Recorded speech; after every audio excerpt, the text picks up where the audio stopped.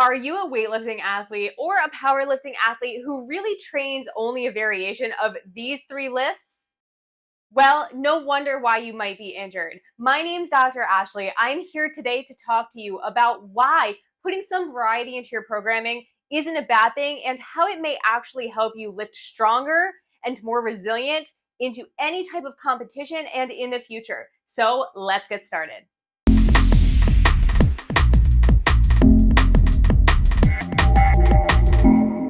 All right, so here's my shameless plug before I really start diving into those exercises I've been talking about for oh so long now. If you're enjoying our content, make sure that you hit that subscribe button and share our channel with your friends.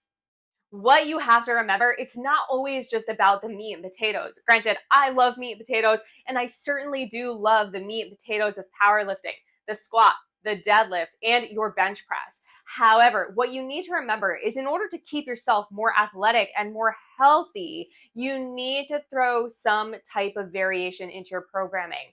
The reason being is you need to train things a little bit differently. You need to make sure your body's more resilient and that you're more capable to do what you're asking your body to do.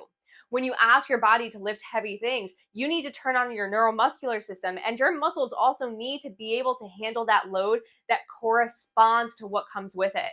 So, what can you do to help yourself? Let's go over that now.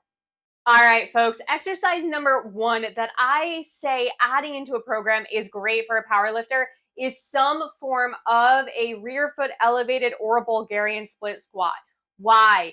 Powerlifters and weightlifters often do not train unilaterally enough. And this variation of this exercise is awesome to add in. It's also not that difficult to do. The big thing with this lift is where your trunk is positioned, you can focus on different areas. Stay more upright. Let your knee go over your toe a little bit more and gain some more quad strength. When you go ahead, lean your trunk forward, you're going to target that posterior chain glutes a little bit more. So why not add this in to help yourself become more resilient over time?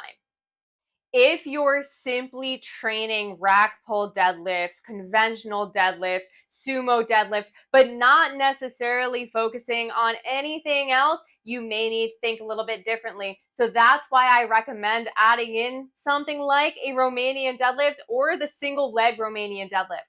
Honestly, both of them are great variations to add to a program. Why? They focus on different things.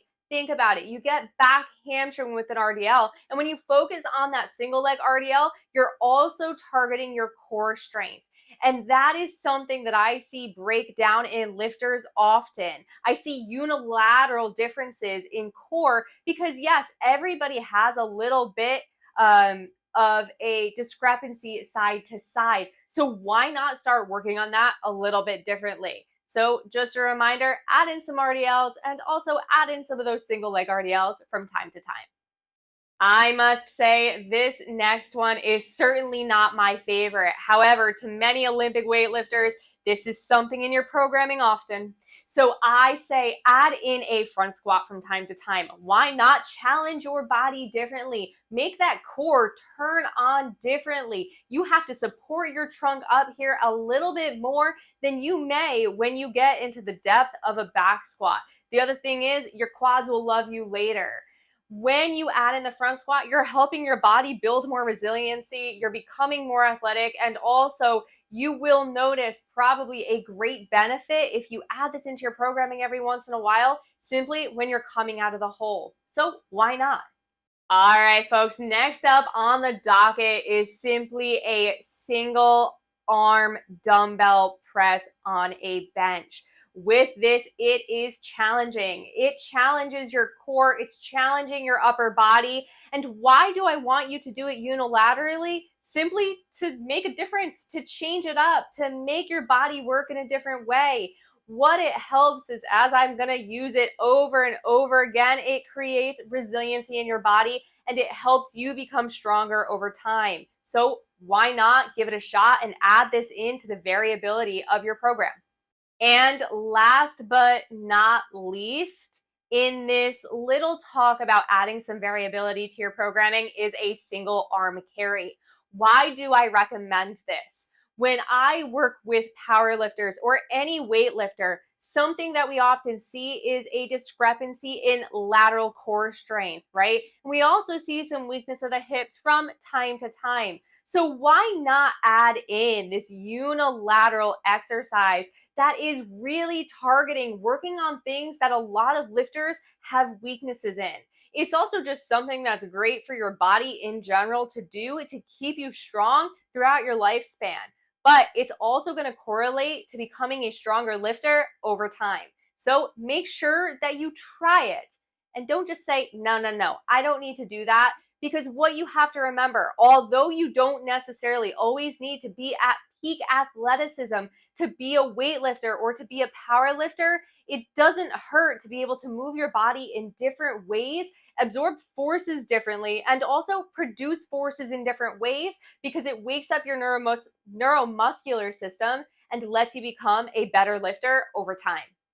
All right, folks, that's it for my little TED Talk today. I do want to note, though, there are many different exercises that you can add into your programming to help your body become more resilient.